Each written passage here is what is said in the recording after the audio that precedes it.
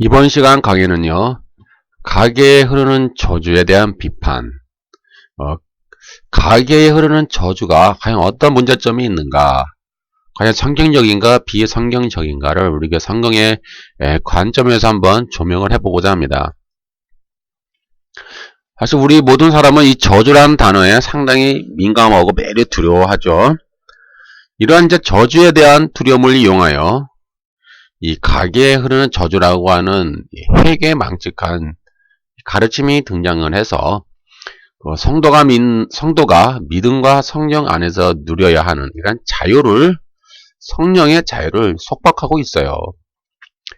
갈라디아서 2장 4절에 보면은 이는 가만히 들어온 거짓 형제들 때문이라. 그들이 가만히 들어온 것은 그리스도 예수 안에서 우리가 가진 자유를 엿보고 우리를 종으로 삼고자 함이로되. 이렇게 기록되어 있는 것처럼 성령 안에서 주는 이런 믿음의 자유, 은혜의 자유, 구원의 자유가 있거든요. 그리스도께서 우리의 모든 저주를 십자가 위에서 다 죽으심으로, 피 흘리심으로 다 해방시켜 주셨거든요. 그런데 이러한 우리의 자유를 엿보고 이 미혹을 받은 자들이 자꾸 이상한 가르침을 가지고 들어오는 거예요, 교회 안에. 그리고 또 이러한 가르침을 그냥 아무 비판 없이 받아들이는 또 이 목사들이 많이 있고요. 또 이들이 이러한 가르침을 받아들여서 이러한 가르침들이 이 사이비 신비주의 성령 운동과 결합이 되어서 오늘날 뭐 수많은 어떤 성령 세미나가 있잖아요. 그런 세미나에서 많이 이런 이제 미혹의 가르침이 등장하고 있어요.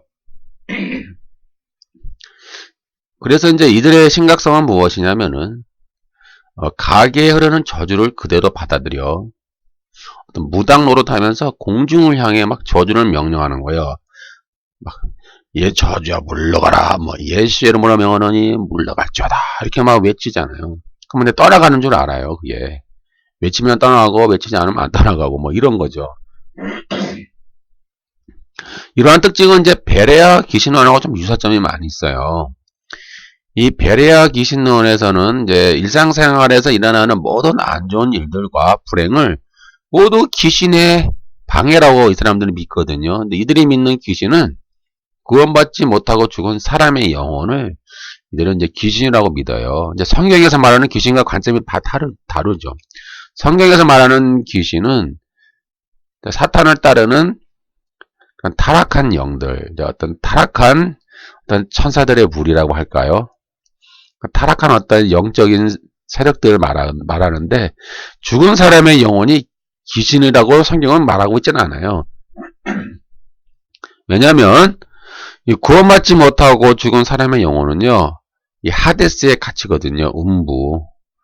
음부와 사망. 성경에는 그래서 이제 헬라어는 하데스라고 기록됐어요. 하데스에게 딱 갇혀요. 갇혀가지고 그 백보자 심판 때까지 그들이 거기서 이제 갇혀 있다 이 말이에요. 그 백보자 심판에서는 심판의 부활로 부활하여 그들이 심판을 받고 영원한 불못으로 들어가는 거예요. 이것이 이제 둘째 사망이라고 그러죠. 영원한 불못. 이러한 베레아 귀신론은 그래서 항상 모든 것을 귀신의 방해로 봐요. 뭐 길 가다가 넘어져도 귀신. 뭐 이렇게 좀 사고가 나면은 그것도 귀신의 지인. 내가 밥을 먹다가 체했어요. 그럼 그것도 귀신의 지인. 예? 좀 뭐 피나고 좀 다쳤어요. 그것도 귀신의 짓. 맨날 귀신의 짓이에요. 이들의 관점에서는 무조건 안 좋은 일들은 다 귀신의 짓. 그러니까 베레아 귀신론은 맨날 귀신아 물러가라, 귀신아 물러가라 그러잖아요. 그러니까 이 가계에 흐르는 저주와 이 베레아 귀신하고 유사점이 많이 있어요. 비슷하다고요. 그러니까 이단들의 공통점이 좀 비슷해요. 이러한 이제 거짓 신학은 연약한 성도를 자기의 종으로 삼아 자기들의 목적으로 사용하기 위한 아주 악용하는 거예요. 그러니까 사람들을 공포를 주고 두려움을 주어서 그들이 막 자기들의 가르침이 안으로 이렇게 들어오기를 원하는 거예요. 그러니까 어떻게 보면은 사악한 자들이에요. 그러니까 자기들의 가르침 안으로 들어오기를 원하는 거예요. 그래서 자기들의 가르침을 받으면은 그들이 그러한 저주에서 해방되는 것으로 가르치는 거예요. 때문에 신자들은 이러한 거짓 교훈의 가르침이 주는 그 종의 멍에서 벗어나 복음이 주는 그 자유 안에서 하나님 나라의 능력을 체험하고 향유해야 돼요. 갈라디아서 5장 1절. 그리스도께서 우리를 자유롭게 하시려고 자유를 주셨으니 그러므로 굳건하게 서서 다시는 종의 멍에를 매지 말라. 우리는 이미 그리스도 안에서 자유로워요. 모든 저주에서 자유롭고요. 모든 죄와 사망의 결과에서 자유롭고요. 심판에서 자유롭고요. 두려움과 공포에서 자유롭고요. 어떠한 그 피해와 어떠한 그 악한 것들, 그 모든 것들로부터 우리는 자유로운 거예요. 그리스도 안에서. 이것이 믿음의 능력이잖아요. 이것을 우리는 현대 기독교인들은 그걸 누려야 돼요. 그걸 누리지 못하고 이 거짓을 가르치는 사람들에게 종이 되면 안 돼요. 그들은 사람들을 자기의 종으로 삼아서 자기들 무리 안에 들어와서 자기들이 그 사람들을 그 사람들 통해서 자기들 어떤 경건의 이익을 취하기 위해서 가르치는 자들이 많다 이 말이에요. 그래서 이 신자들은 그런 멍에서 벗어나서 자유를 누려야 됩니다. 자유. 그래서 이제 본문을 살펴볼 거예요. 본문에는 어떠한 말씀이 있는가? 오늘 본문은요, 출애굽기 20장 5절이에요. 출애굽기 25장 5절에는 과연 이 저주에 대해서 뭐라고 말을 하고 있는가? 그 가계 저주론자들이 말하는 그 저주가 과연 출애굽기 20장 5절에 있는가? 한번 살펴보려고 해요. 이제 먼저 이 장면은요, 남녀노소 할 것 없이 이스라엘 모든 백성들이 이제 모세 앞에 서서 이제 모세의 중재를 통해 하나님과의 언약을 체결하는 장면이에요. 이 언약 체결을 통해 애굽에서 이미 구원을 받았죠. 이미 구원을 받은 거예요. 언약을 통해서 구원받은 게 아니라 이미 언약 체결 전에 애굽에서 이미 구원을 받아서 그들은 홍해 바다의 물 세례를 받았어요. 이게 그들은 이미 구원받은 하나님의 백성이지만은 시내산에서 언약 체결을 통하여 이제 공식적인 정식으로 공식적인 하나님의 자녀가 되는, 그래서 하나님은 그들의 아버지가 되고 그 이스라엘은 하나님의 자녀가 되는, 즉 아버지와 자녀, 아버지와 아들이 되는 그런 언약적 관계가 이제 공식적으로 선포가 되어서 이스라엘 백성들이 왕과 제사장의 반열에 올라가게 되는 거예요. 왕이 되고 제사장이 되고 나라가 되는 거야. 나라. 그리고 아들, 자녀가 되는 거죠. 그래서 이제 가나안 땅을 기업으로 받게 되는 거예요. 반면 자녀는 하나님의 율법에 순종하여 거룩한 하나님을 닮고 하나님의 다스림과 통치를 실현해야 할 언약적 의무를 가지게 되는 거예요. 즉 하나님의 나라는 눈에 보이지 않는 영적인 나라잖아요. 영적인 나라라고요. 눈에 보이지 않잖아요. 임금은 누구예요? 하나님이 임금이고 우리는 백성이다 이 말이에요. 근데 그 하나님의 백성을 통치하기 위해서는 통치의 도구가 필요해요. 통치를 어떻게 합니까? 영적인 나라인데. 통치의 방편, 통치의 도구가 율법이에요. 율법. 쉽게 얘기해서 하나님의 말씀이죠. 그 율법을 통하여 하나님의 다스림과 통치가 그 백성들 가운데 실현이 되는 거예요. 그래서 만약에 그 율법을 잘 지키면은 하나님의 통치가 잘 완성이 되어가는 것이고, 만약에 그들이 율법을 지키지 아니하고 불순종하면은 하나님의 통치가 실현되지 못하고, 그런 말미암아 이들이 하나님과 언약을 맺은 하나님과 아들이라고 하는 그런 언약 관계가 깨지게 되는 거죠. 때문에 이스라엘 백성은 가나안 땅에 들어가서 하나님의 율법을 지켜야 되는 언약적 의무를 가지게 되는 거예요.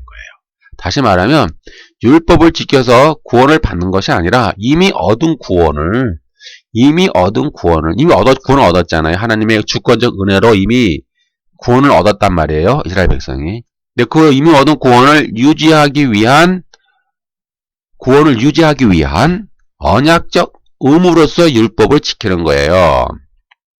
예, 이 부분 잘 이해하셔야 돼요. 이 부분을 이해 못하면은 그 세대주의자들처럼 구약의 이들은 세대적인 구원 방법에 따라서 율법을 지켜서 구원받았다라고 주장하게 돼요. 아니에요. 구약의 백성들도 믿음으로 하나님의 주권적 은혜로 구원을 받는 거예요. 율법은 그 은혜로 받은 구원을 유지하는 언약적 의무예요. 언약적 의무. 이것을 잘 지키면은 아버지와 아들의 관계가 유지되고요. 율법을 어기고 불순종하면은 하나님과 아들이라고 하는 언약 관계가 깨지게 되는 거예요. 깨지게 되죠. 깨지면 어떻게 돼요?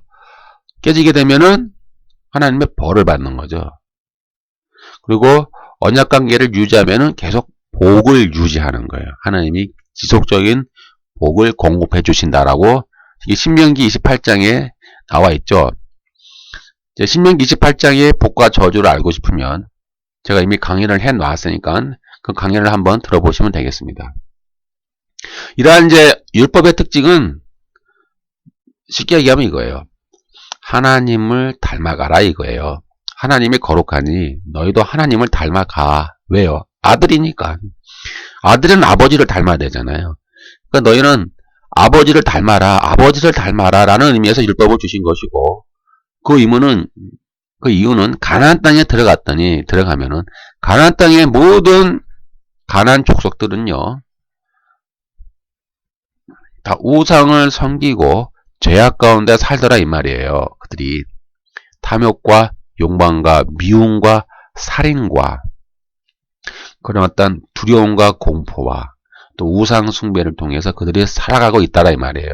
그러니 그들과 너희는 신분적으로 구별이 되잖아요. 이미 왕이고 제사장이고 나라가 되고 아들이 되었으니 그들과 구별되는 모습을 율법을 통하여 이제 나타나게 되어지는 거예요. 율법을 지킴을 통하여. 이러한 이제 언약의 특징은 개별적인 언약 체결이 아니라 이스라엘 백성이 집단적으로 나이 고아를 막론하고 뱃속에 있는 아이들까지, 뱃속에 있는 아이들도 있을 거 아니에요. 그리고 나이 든 노인까지, 눈도 잘 안 보이고 귀도 잘 안 들리는 그런 나이 든 노인까지 다 동일하게 하나님 앞에 모두 나와서 언약을 체결하는 것을 배경으로 하고 있는 거예요. 출애굽기 20장이. 즉 시내산 언약의 특징은 공동체성, 또 연대성, 또 연합성, 또 집단성을 특징으로 하고 있음을 우리가 알 수가 있는 거예요. 그래서 이런 개인적인 범죄, 불순종, 예를 들면 아간의 범죄 있잖아요. 아간. 그런 범죄가 개인적인 차원에서 끝나지 않고 이스라엘 전체에 패배를 줄 수 있을 만큼 영향을 줄 수 있는 거예요. 그러니까 개인의 죄가, 개인이 행한 죄가 개인의 어떤 심판으로 끝나지 않고 이스라엘 전체에게 어떤 고통을 주는, 패배를 주는 그런 결과를 가져올 수 있다. 출애굽기 20장 5절은 이제 우상 숭배에 대한 경고예요. 경고를 주는 문맥에서 주어지는데, 나를 미워하는 자의 죄는 히브리어 아온이에요. 아온. 이 아온인데 이것은 어떤 외적인 행동으로서의 죄보다는 특히 내적인 측면의 죄라는 의미가 강한데, 우상을 믿으며 마음속으로부터 하나님을 거역하는 죄가 되는 거예요. 이 아온이. 이 죄는 기타 다른 어떤 보편적인 죄랑 좀 다르고 우상 숭배와 관련된 죄를 의미하기 때문에 특히 우상 숭배, 이 가계에 흐르는 저주에 일괄적으로 적용할 수가 없어요. 네. 특히 출애굽기 20장 5절은요. 우상을 숭배하는 죄, 아온을 이제 대상으로 하고 있고요. 20장 5절 읽어보면은 그것들에게 절하지 말며 그것들을 섬기지 말라. 나 여호와 하나님은 질투하는 하나님인즉 나를 미워하는 자의 죄를 갚되 아버지로부터 아들에게로 3, 4대까지 이르게 하거니와. 이렇게 나오죠. 3, 4대. 또 죄를 갚되. 이 죄를 갚되라고 하는 의미는 원어로 보면은 파카드입니다. 파카드. 이 뜻은 방문하다, 맡기다, 기억하다, 계산하다, 복수하다, 벌을 주다 라는 의미예요. 벌을 주다라는 얘기예요. 즉 저주를 내리겠다는 의미가 아니에요. curse가 아니에요. 저주라는 말은 이 원어가 아니에요. 이 파카드는 저주가 아니에요. 그냥 벌을 주겠다라는 의미예요. 여기서 오해하시면 안 됩니다. 이 가계 저주론을 주장하는 자들은 이 파카드를 자꾸 저주의 의미로 해석하는 것 같아요. 이들은 저주가 아니에요. 벌을 주다예요. 처벌하다, 벌 주다, 책임을 묻다 라는 의미예요. 저주가 아니라고요. 영어 성경은 punishing 이렇게 해석을 해놨어요. punishing, curse가 아니라고요. 벌을 주겠다, punishing the children for the sin of the fathers 이렇게 나와 있는 거예요. punishing이에요. punishing, curse가 아니라고요. 근데 왜 이 출애굽기 20장 5절을 통해 자꾸 저주라고 생각할까요? 도저히 저도 이해를 못하겠는데 왜 저주라고 생각하셔요? 저주가 아닌데요. 벌인데요. 벌. 그리고 여기 3, 4대까지의 원어까지는 R이에요. R. 히브리어 R인데 이것은 넘어, 또 위에, 또 시간을 지나서 라는 뜻을 또 가지고 있어요. 그래서 죄악을 참고 있다가 3, 4대를 지나서 벌을 내리겠다로 해석할 수도 있는 거예요. 한글 성경은 그냥 3, 4대까지 죄를 갚겠다, 즉 벌을 주겠다라고 해석되어 있는데 원어적으로 해석을 해보면은 죄를 하나님은 참고 있는 거예요. 하나님이 또 인내야 하나님이니까 죄를 참고 있다가 3, 4대를 지나서 벌을 내리겠다 이렇게 해석할 수도 있는 거예요. 히브리어 R이 시간을 지나서 또 넘어라는 의미가 있기 때문에 그래요.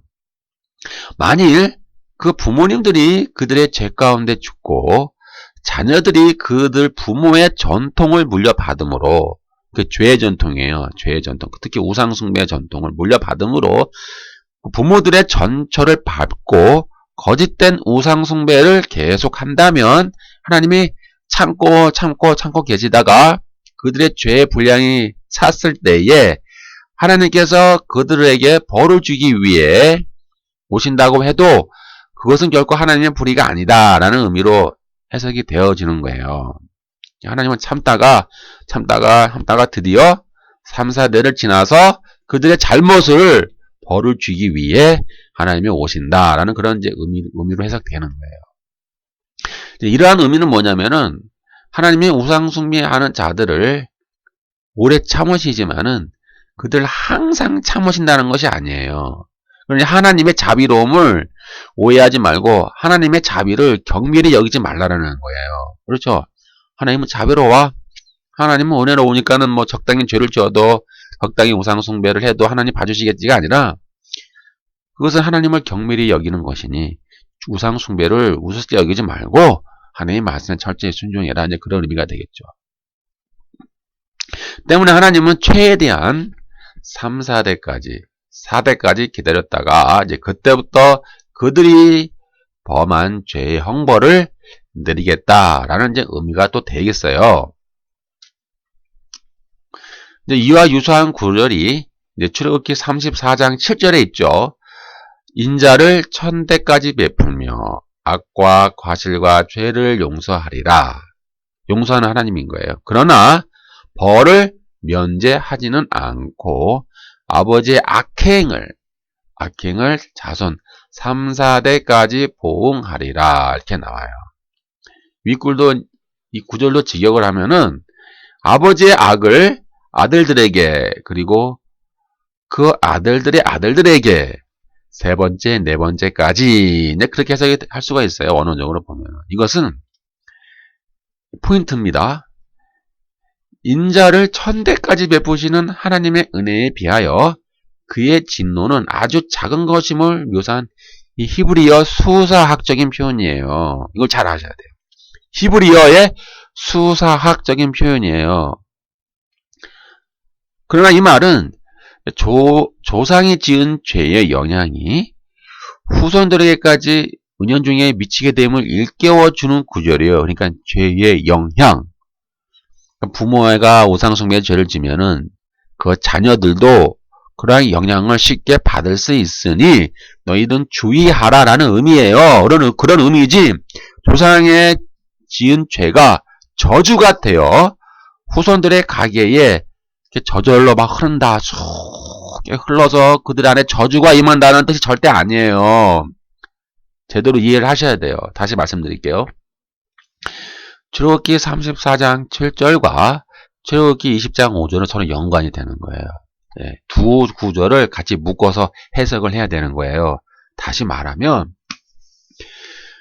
하나님이 우상숭배하는 자의 죄를 갚되 아버지로부터 아들에게로 3, 4대까지 갚는다라고 하는 말은 하나님이 1000대까지 은혜를 베푸시는 거에 비하면 1000대까지 하나님이 은혜를 주신다라고 기록되어 있잖아요.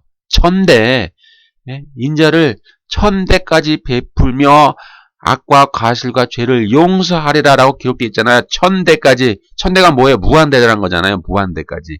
용서하겠다라고 하나님이 말씀해 주셨는데, 그러나 우상숭배 죄를 범하면 내가 3, 4대까지 이르게 하겠다라고 하는 말은 이게 수사학적 표현이라고요.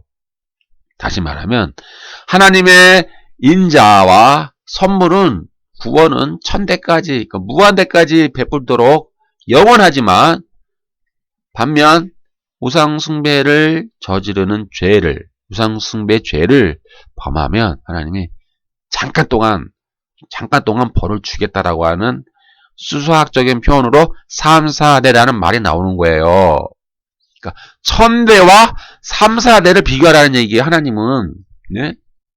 1000대까지 인자를 베푸시는 하나님이 1000대까지 악과 과실과 죄를 용서하신다고 기록되어 있잖아요. 1000대까지 용서하신다고요. 이 말은 뭐예요?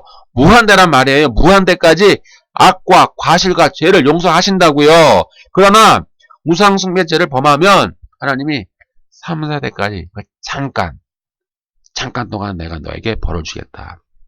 그러니까 하나님 그냥 대충 넘어가지 않겠다라는 의미예요. 죄에 대하여는 용서하시지만 하나님이 인자를 1000대까지 베풀어 용서하시지만 그러나 죄를 짓는 그 행위에 대하여는 하나님이 그냥 넘어가지 않겠다. 이제 이렇게 그 이 히브리서에서 이렇게 보통 사용하는 그런 수수학적인 표현들이 있어요. 그래서 우리가 한글로 번역을 할 때 잘 번역을 못 해가지고 저주가 가게에 흐른다. 그 저주가 아니라니까요. 퍼니싱이란 말이에요. 퍼니싱. 1000대의 인자와 1000대 동안 인자를 베풀고 악과 과실과 죄를 용서하시지만은 그러나 벌을 묵과하지 아니하고 벌을 내리는데 죄를 범하면 그 죄는 3, 4대까지 이른다. 그러니까 짧은 기간가. 3, 4대는 짧다 이 말이야. 1000대에 비하면 짧다. 그럼 하나님의 그 자비로운 성품을 좀 말하는 거예요. 성경은요. 그걸 오해를 해가지고 이 조상의 죄가 저주가 되어서 아무런 죄가 없는 후손들의 가문에 흐른다는 뜻이 아니거든요. 언약 공동체에서의 아버지의 교육체계. 이제 본문에서 아버지의 죄는 여기서 아버지는 그냥 보통 의미의 아버지가 아니에요. 이것은 이제 시내산의 언약에 참여한 이 믿음의 가정의 대표자예요. 아버지라고 하는 것은. 그러니까 오늘날 아버지와 틀려. 오늘날의 아버지는 뭐예요? 그냥 돈 벌어다 주는 아버지. 그거 아니에요. 그냥 가장. 근데 이 구약의 아버지는요. 믿음의 대표자예요. 믿음의 가정의 대표자라고요. 오늘날의 아버지는 그냥 돈 벌어다 주는 아버지. 그리고 돈 못 벌어다 주면은 아버지가 아님. 그거잖아요. 네? 아니 경제적 능력이 없는 아버지는 아버지라고 여기지 않잖아요. 오늘날 사람들은. 그러나 성경에서 말하는 아버지는 믿음의 가정의 대표자, 언약의 대표자로서의 아버지라 이 말이에요. 때문에 그 아버지의 죄는 하나님과의 언약을 깨고 우상 숭배한 죄가 되기 때문에 마음속 깊은 곳에서부터 하나님을 거역하는 죄를 의미하기 때문에 또 가정의 대표자이기 때문에 자녀와 후손들에 대한 신앙교육이 막중하다는 것을 보여주고 있는 거예요. 아버지는. 그래서 이 유대인들은 계속적으로 신앙교육을 강조시키잖아요. 거의 강압적으로 엄청나게 후손들에게 신앙교육을 전승하잖아요. 지금도 그렇게 하잖아요. 유대인들은 토라 성경을 암송하게 시키고 여러 가지 절기에 참여하게 시키고 뭐 탈무드 같은 것들 막 교육을 많이 시키고 그런 것도 철저하단 말이죠. 예. 이 자녀들에 대한 후손들에 대한 교육을 아주 철저하게 시킨다 이 말이에요. 근데 이러한 책임이 있다라는 거예요. 아버지는. 그래서 아버지의 죄는 우상숭배의 죄는 자녀들에게 쉽게 전염될 수 있어요. 그러니까 그래서 자녀들은 그런 아버지의 죄를 본받기 때문에 아버지의 죄는 자녀들에게 형벌로 연결되는 것이지 아버지의 죄가 저주가 되어서 아무런 죄와 잘못이 없는 자녀들에게 자동적으로 저주가 흐른다는 뜻이 아니에요. 본문의 의미가. 물론 자녀가 아버지의 죄를 따르지 않고 믿음을 지킨다면은 그 자녀가 정말 깨어 있어서 그러면 아버지의 형벌에서 벗어날 수가 있는 거예요. 이 점을 놓치면 안 돼요. 이 점이 아주 중요한데 예를 들어 우리나라가 과거에 제사를 지냈잖아요. 예. 다 그랬죠. 옛날에는 뭐 중국도 그렇고 일본도 그러고 다 특히 일본은 뭐예요? 신도를 믿잖아요. 그들은 귀신을 믿잖아요. 일본은요. 그들의 종교라고요. 신도가. 이 중국도 마찬가지고 뭐 수많은 뭐 불교도 믿었고 그들이 뭐 우상숭배도 했고요. 뭐 유교도 들어왔고 뭐 사실 수많은 종교들이 혼합이 된 거예요. 하나의 종교만 있는 건 아니고. 그럼 우리나라 사람들도 그런 이제 여러 가지 종교가 들어왔고 특히 이제 유교 같은 경우에는 특히 제사를 지냈죠. 제사를 지냈다 이 말이에요. 네? 뭐 제사만 지냈겠어요? 우리 조상이요? 불교도 믿었잖아요. 불교도 믿고 뭐 천지신명도 믿었잖아요. 비나이다 천지신명께 비나이다. 그것도 많이 했잖아요. 그리고 뭐 민속신앙 뭐 무당한테 가서 무당한테 뭐 비나이다 하고 뭐 귀신을 믿고 의지해서 뭐 그런 거 많이 했잖아요. 그러니까 죄가 형태가 다양하다고요. 꼭 뭐 조상한테 제사를 드린 것만 죄가 아니란 말이에요. 예? 뭐 무속도 믿었고 불교도 믿었고 뭐 천지신명도 믿었고 다양한 종교를 믿었으니 다 그렇게 과거에 우리 조상들의 죄를 다 범하였잖아요. 예. 그런데 미신을 믿었기 때문에 그 죄가 지금 믿는 신자들에게까지도 그 죄가 유연이 되어 흘러내려왔기 때문에 믿고 거듭난 사람이다 할지라도 과거에 뭐 제사를 지낸 조상의 죄까지 회개해야 저주에서 완전히 풀려날 수 있고 복을 받을 수 있다라고 이들이 강조한다 이 말이에요. 예, 가계로 저주론자들이 웃기잖아요 이게. 제사만 지낸 게 아니라니까요. 불교도 믿었잖아요. 그러면 다 그런 죄까지 포함시켜야죠. 왜 유독 조상에게 제사를 지냈다는 것에 왜 포커스를 집중합니까? 무속도 믿었잖아요. 무속. 또 천지신명도 믿었잖아요. 뭐 도교도 있었죠. 옛날에 도교도 믿고. 예? 다양한 종교를 믿었어요. 사실.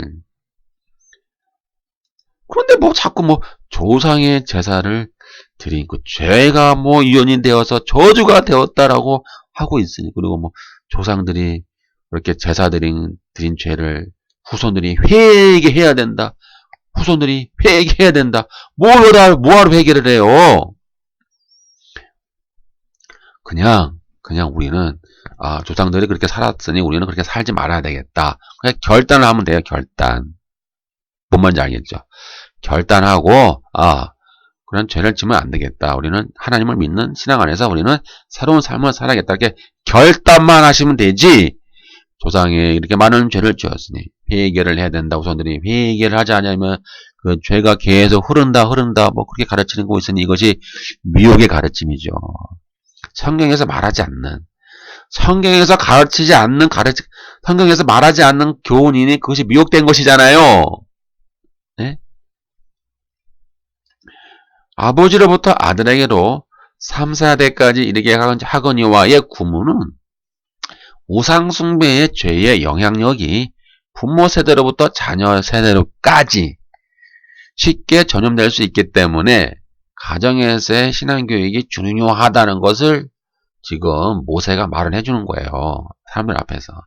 앞서 이스라엘 언약 체결이 집단성, 공동체성, 연대성이라는 특징을 가졌다고 살펴보았듯이 하나님 앞에서 언약을 체결했던 나이 어린 자녀들도 있을 거 아니에요. 예를 들어서 뭐 1살짜리, 뭐 2살짜리, 뭐 5살짜리, 뭐 7살짜리, 10살짜리도 동등한 언약 관계의 효력을 가지는 거예요.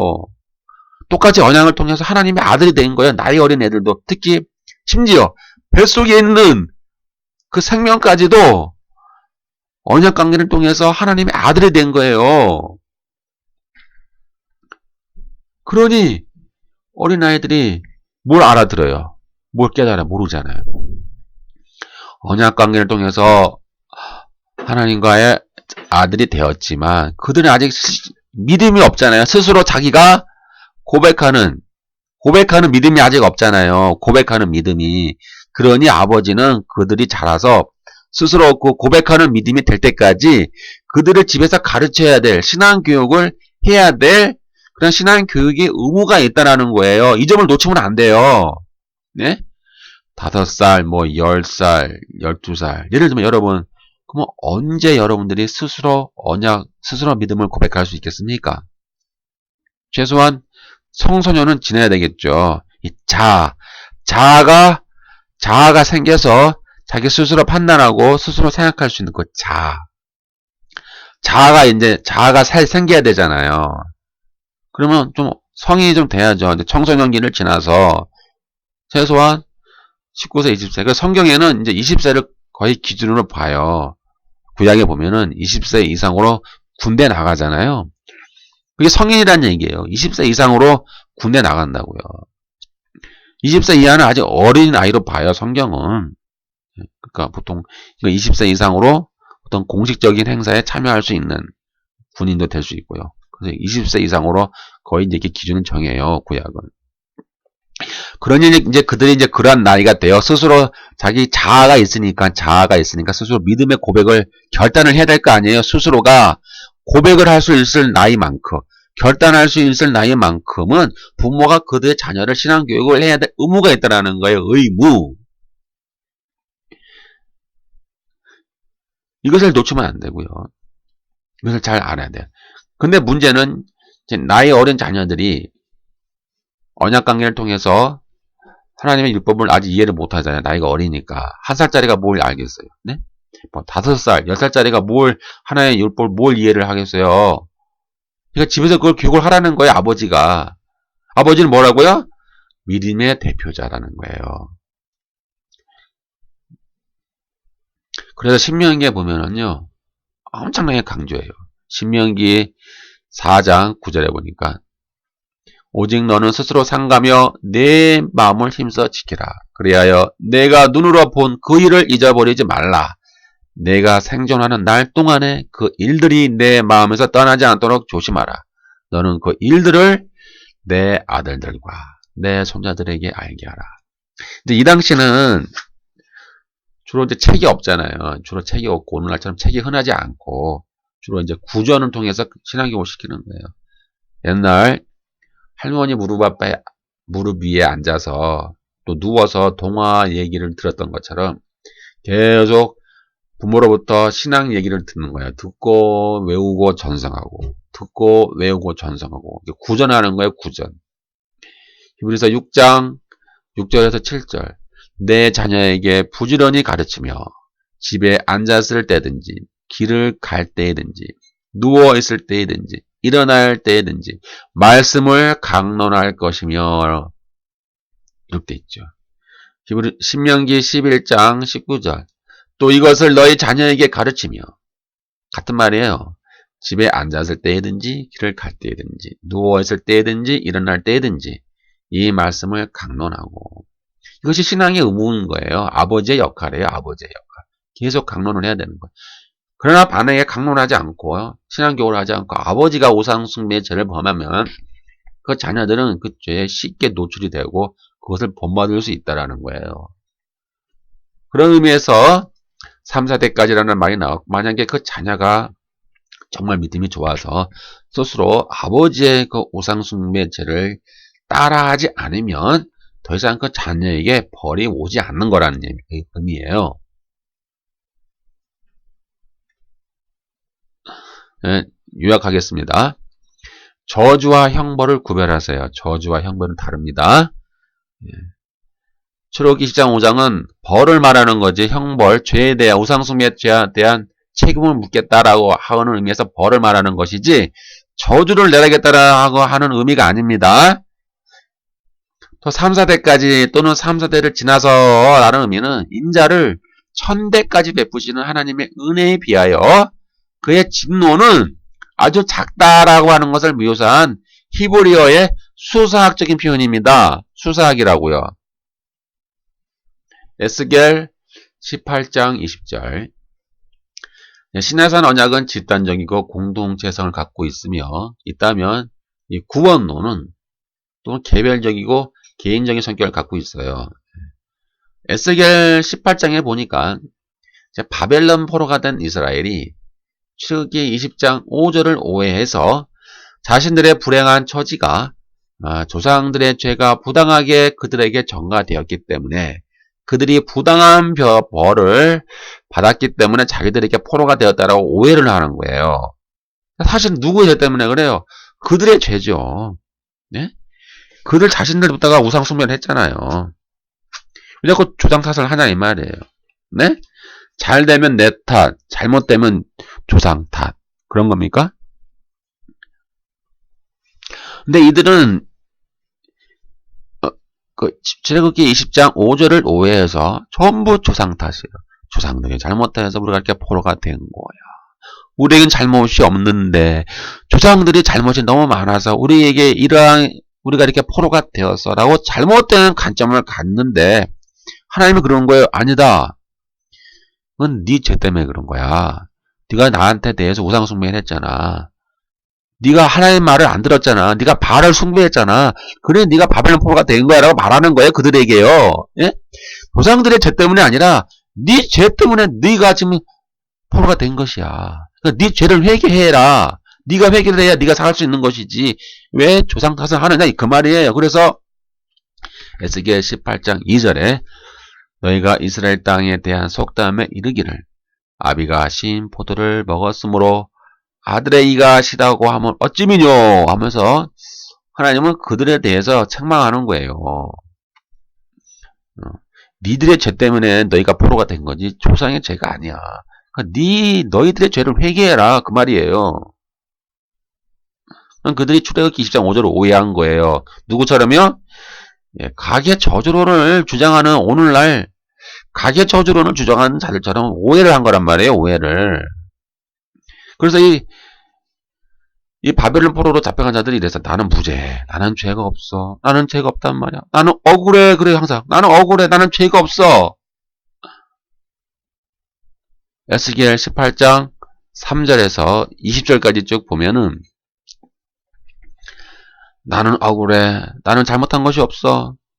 나는 무죄라고 하는 그들을 향해서 하나님이 책망을 하는 말씀이 있어요. 너희가 이스라엘 가운데서 다시는 이 속담을 쓰지 못하게 되리라. 이렇게 주님이 말씀하셨고요. 모든 영혼이 다 내게 속한지라 아비의 영혼이 내게 속한 같이 아들의 영혼도 내게 속하였나니 범죄하는 그 영혼이 죽으리라 이 말이에요. 예. 범죄하는 영혼이 죽는 것이지 범죄하지 않는 영혼이 아버지가 지은 죄가 저주가 되어 흘러서 죽는 게 아니라라고 지금 하나님이 말씀하고 계시는 거예요. 범죄하는 그 영혼은 죽을지라 이들은 아비의 죄악을 담당치 아니할 것이요 아비는 아들의 죄악을 담당치 아니하리니 의인의 의도 자기에게로 돌아가고 악인의 악도 자기에게로 돌아가리라. 이게 결론의 말씀이에요. 이게 중요한 의미가 있다고요. 구원은요 각자 개인이 담당하는 거예요. 하나님은 다시 말씀하셨어요. 범죄하는 그 영혼이 죽는다 이 말이에요. 범죄하지 않는 영혼은 죽지 않는다. 범죄하는 영혼이 죽는다. 너희는 근데 왜 자꾸 조상 탓을 하고 있느냐? 너희 죄를 회개하라 이 말이야. 네 자신의 죄를 회개하라.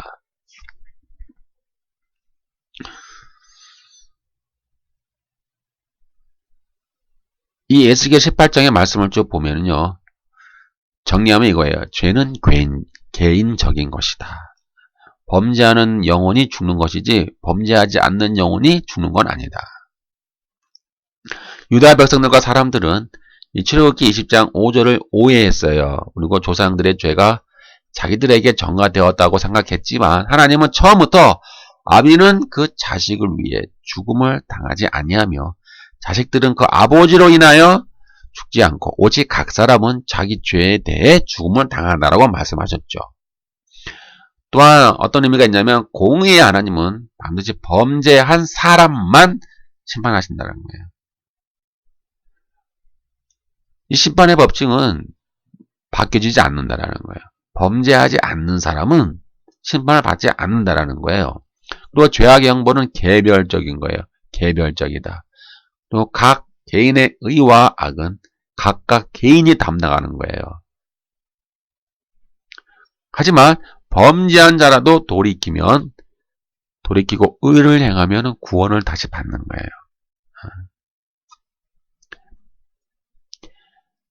하나님께서 범죄한 각각의 사람을 개별적으로 심판하신다고 해서 범죄한 모든 사람이 반드시 심판받지는 않습니다. 인간은 연약한지라 누구든지 범죄할 수가 있습니다. 따라서 사랑과 공의를 베푸시는 하나님은 인간의 연약함을 아시기 때문에 우리에게 용서의 기회를 주시죠. 용서의 기회란 회개할 때 허용이 됩니다. 죄인인 그 죄에서 돌이켜 하나님께 나아가 다시 의를 행할 때 용서가 주어진다는 것이죠. 아버지의 영혼과 자녀의 영혼은 각각 분리되어 있습니다. 그래서 각각 나누어져 하나님께 속하는 거예요. 분리되어 있다고요. 아버지의 영혼과 자녀의 영혼은 분리되어 있어요. 각각으로 분리되어서 나누어져서 하나님께 속한다는 거예요. 때문에 이 가계에 흐르는 저주를 주장하는 자들은 이상한 성경을 떠난 미혹의 가르침을 전하고 있는 거예요. 다음에 이어서 계속 이제 민수기 14장에 있는 그 말씀을 가지고 이어서 강의를 하도록 하겠습니다.